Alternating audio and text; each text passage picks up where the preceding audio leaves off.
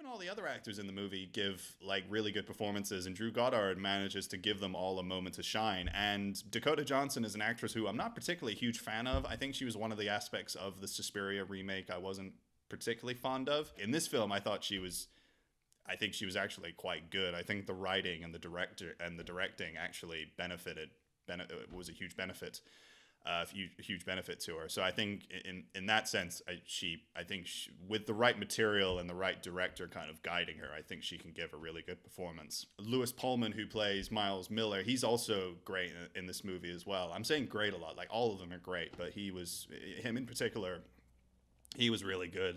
He's one of the characters that has a lot of mystery around him. You're not quite sure, is he a good guy? Is he a bad guy? Like, what's up with him? And he's the only hotel employee there, which is quite funny. And there's a lot of turmoil going through with him. And he's the guy that is the sort of gatekeeper to a lot of the hotel's darker secrets. Like, he's got a lot of stuff up there. He knows a lot about what's been going on. Like, what's the real deal? Like, pulls back the curtain to show what the hotel is really all about, and kind of has like a little bit of social political subtext to it, which is quite nice. And given the fact that it's set in the late 60s, you have a good firm idea of what that political and social subtext is without fully revealing it. But it's nice to have that there where you're just thinking about it. But it doesn't take precedence over the movie, but it's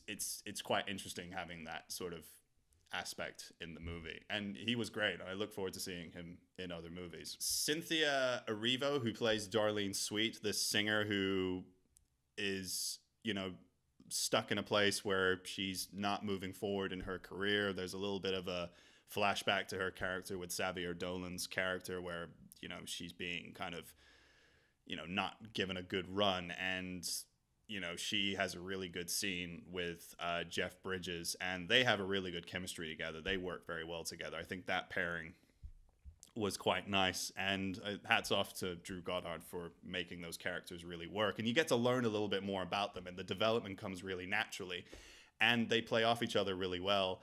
And she gave a really great performance. And I think she's an English actress. And I think she's also in the film Widows, the Steve McQueen film, which I've not seen yet. That was the other film I missed from last year, which I would like to see. So this film is a sure shine. That sounds stupid.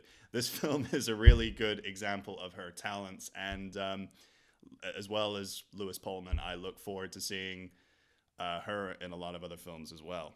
I thought she was fantastic. Kaylee Spaney was another actress who I have not been familiar with, but she has done a few films. She was recently in Pacific Rim Uprising, the sequel to the Guillermo del Toro film, which came out in 2013.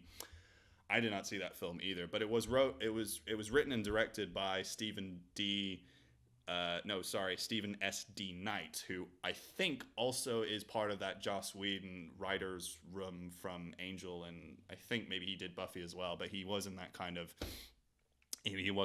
group, and he was also the showrunner for the last little bit of the first season. Well, for the majority of the first season of Daredevil, which it did start off as Drew Goddard.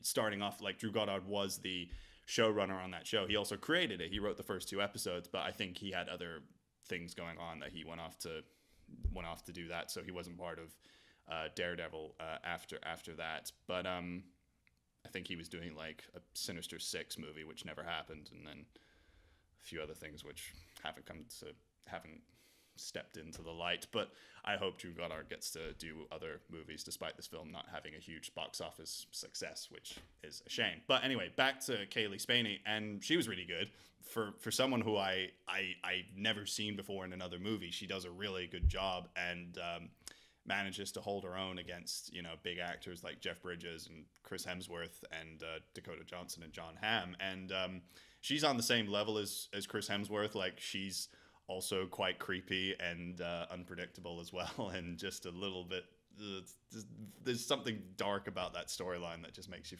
about her storyline in particular, that just makes you feel a bit like, ugh, it's nasty. I mean she was great. I mean, all of them were really good. I mean, Drew Goddard, got together a really good cast of actors. And I mean, despite the movie not being a success, it really does work. It's a very entertaining film. I mean, there's a lot of surprises in this movie that really make you feel more engaged and invested in the film. Like, you really want to get to the bottom of the mystery. And it just has a really cool old school 1960s, 1970s style that really works. And, I mean, it's not completely original. I mean, Tarantino did it with The Hateful Eight, that whole thing of putting people in a location and then just bullets flying and stuff like that and blood everywhere and shit like that. So in that sense, it's not really original. But I mean, given the fact that this whole the way that the whole film industry is working today, with remakes and reboots and comic book movies, which I love. I like the Marvel movies. I even like the DC films, like, despite them not being as successful. But this film did feel a bit like a breath of fresh air, and it showed that, Drew Goddard could do like an ensemble film. He could do a thriller, like a really interesting thriller that felt new, that one that felt interesting, and, something that, someone who, maybe hasn't seen as many films as I have could go to this film and be like, oh, I like that. That was something new. I want to see more of that. And sadly, not a lot of people went to go see that film. I mean, I think one of the things that probably maybe stop people from going to see that film is the fact that it is 144 minutes. And I think length is a really big problem with people these days. It's not so much with me. I mean, if you can keep like a 3 hour or 2.5 hour, 2 hour, 20 minute, whatever, if you can keep that film, interesting and engaged and keep it moving, keep the rhythm going and keep the energy up, then, fine. Have it at that length. But, I think some people these days don't like that, which is a shame. But I mean, Avengers Endgame, that's probably going to be 3 hours long. So what are you going to do? But then again, everyone's going to go see that movie. So what do I know? So yeah, this has been my review of Bad Times at the El Royale. It's a film worth checking out, as I've mentioned. And yeah, that is it for this episode. I hope to do a few more things like this for our YouTube channel. I'm also going to be doing a little analysis summary, mainly an analysis review of the film Irreversible, which was directed by Gaspar Noé and stars Monica Bellucci and Vincent Cassel. So it's not going to be an episode. I mean, of course, I'm going to be present. I'll be talking over aspects of Irreversible, but it's not going to be a review of me like talking to the camera and all that sort of stuff. So yeah, I mean, if you like this episode, then subscribe to our channel and look forward to the Irreversible episode. So I mean, if you like this and want to watch more, then click subscribe and look forward to our Irreversible episode and all the other episodes that I'm hopefully gonna have time and motivation to do. Procrastination, if there was like a picture of like me in a dictionary, like, and if someone was looking up procrastination, my picture would be in that dictionary next to the meaning of procrastination. But if you also like this, do check out our podcast on iTunes. It's also on SoundCloud, Podomatic, TuneIn, and Stitcher. I don't know when Adam and I are going to do another episode, but yeah, do check out all the episodes we have there. Most of all the other episodes that we've done over the last 4 years, you can find on SoundCloud. They're all there. I usually do post like re-releases on iTunes, and there are a few on there, a few Star Wars episodes and a few other ones like Westerns and things like that. So do check them out. I'm not quite sure if I was gonna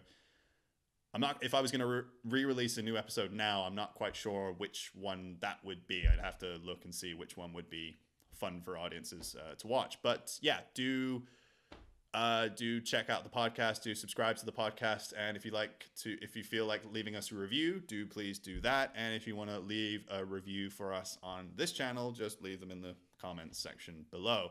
But yeah, thank you very much for watching. I've been Anders Holmes. Have a good day.